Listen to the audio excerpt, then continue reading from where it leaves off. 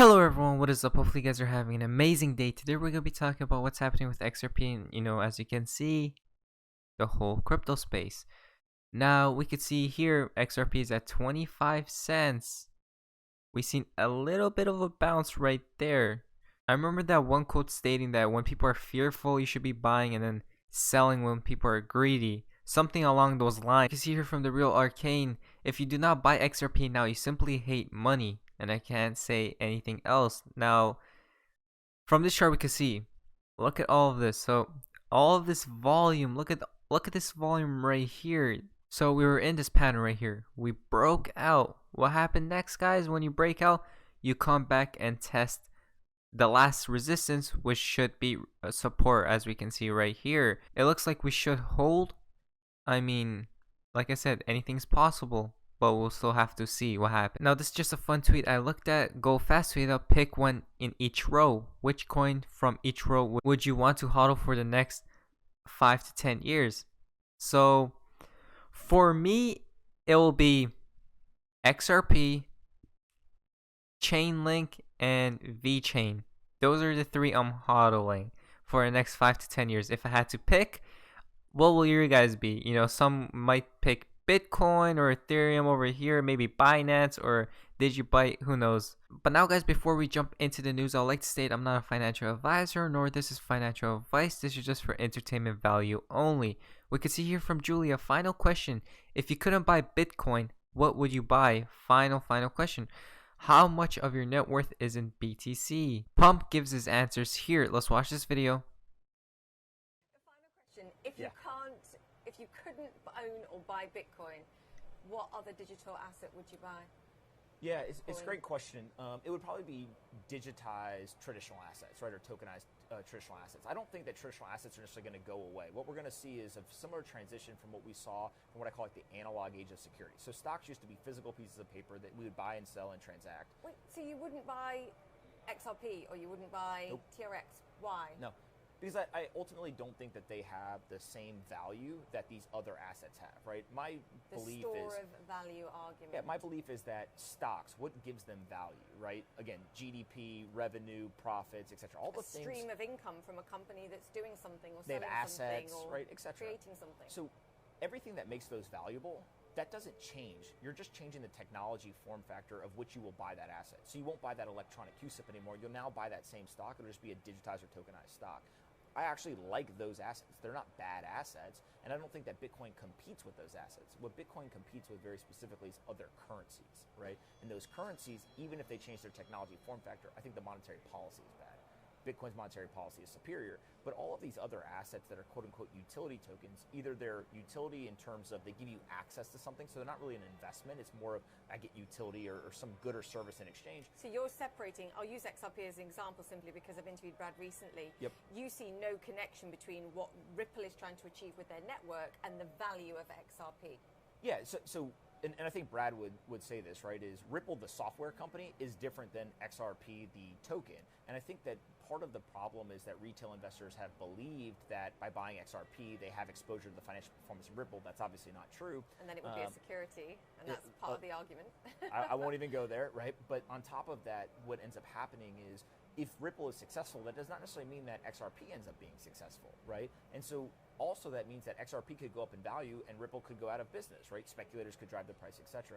So when you get this disjointment between XRP and Ripple or other assets that have a similar mechanism, what ends up happening is I, as an investor, actually want to own equity in the software company because there's profits, there's assets, there's all revenues, etc. I don't want to own the asset that may or may not be there in the future and doesn't have any underlying utility or value driver that I can point to and say, I have confidence that that's going to last. Bitcoin's different because it's backed by the most secure computing network in the world. Final question. I read an interview with you in 2019 that said 50% of your net wealth is in Bitcoin. You probably regret saying that. Can I ask you where it is today? Yeah, so I've never sold any Bitcoin. I don't know what the numbers are today. In fact, I've bought more Bitcoin. But in my whole thought process here is I'm relatively young compared to most people, right? And the other thing people never ask me is like, well, what do I do with the rest? And it's either cash or real estate, right? And so for the most part, I'm pretty risk averse with half my portfolio. I'm obviously very risky with the other half kind of a barbell strategy, given my age and kind of my risk tolerance level, it actually makes a lot of sense, right? So you're diversified, even though a significant chunk of your wealth of course, is in Bitcoin. If you look, right, and again, when I talk to kind of traditional investors, I said, well, how much of your wealth is in dollar-denominated stocks, for example? So when we have a day like yesterday we had where the stock market draws down, a material percentage for the volatility that it's used to, all of a sudden you may have 50, 60, 70, 80% of your wealth that's all in one single asset class, right? And the individual companies are different and all that, but you're still exposing yourself to a similar risk level in terms of everything is correlated. It's all going to move together. Bitcoin's no different. It just happens to be that I've made a very calculated investment decision, and one that I'm willing to be comfortable and live with. We'll reconvene in 2021 when it's 100,000. Great to have you with us. Awesome. Thank you so much. Thank you. We can see there, lots of talks about XRP as well, but XRP will be, in my opinion, the main coin in the crypto space in the future for sure. But that is my opinion, guys. Everyone has their own opinions. Some think, Bitcoin will be the best forever, but technology does changes, over time. You see, if you go in the comments, there's so many people talking about XRP, between Bitcoin and stuff like that. It comes from XRP Crow. How does PolySign plan on solving current issues with digital assets? I really wish I could tell you because it's so freaking cool, but I'm under a non-disclosure agreement and I am not allowed to tell you. David Schwartz, CTO of Ripple. Now let's watch this video. We have already seen this, but let's watch it once more. Plan on solving the current issues with digital asset custody? For example, the cryptographic key unlocks access to all funds. Once the secret's stolen or lost, one's going to be recovered. God, I really wish I could answer that, but I'm under a non-disclosure agreement with PolySign, and because they're in stealth mode right now, I don't know what I'm allowed to tell you.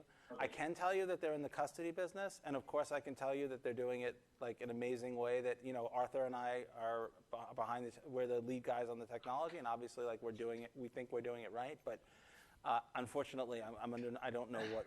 I really wish I could tell you because it's so freaking cool. I'm busting with wanting to tell people what we did, and they're like, oh no, we're still in stealth mode, it's still non-disclosure, so unfortunately I cannot answer that question, but I can really. How does PolySign? It's so freaking cool, guys. Like I said, he's very, very, very excited about PolySign, and we should be as well, guys. Comes from Boy XRP. Let's watch this video.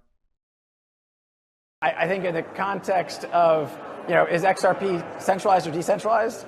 It is very clearly decentralized. I as CEO of the company can't control the XRP ledger. I can't change a transaction. The irony of this is as the XRP ledger has become more decentralized, Bitcoin and Ethereum have become more centralized. You obviously, lots of people are aware of the 51% attacks. You now have 3 miners in China that can control the Bitcoin blockchain. So when I hear people kind of, making the points, is the XRP ledger centralized? I think there's a lot of people out there that are fighting holy wars and they're spreading misinformation.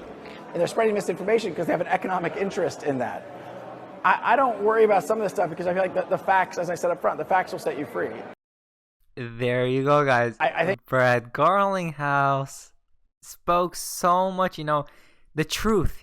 There's so much FUD going around these days. Now, guys, we're to the fun part of XRP and the XRP community. We could see here, this is quite interesting from Reborn. The storm is coming. One drop will become a monsoon. The NWO. It's time to wake up. The new standard is here. Now we can see here, guys. Now look at this. Frank. And look at that right there.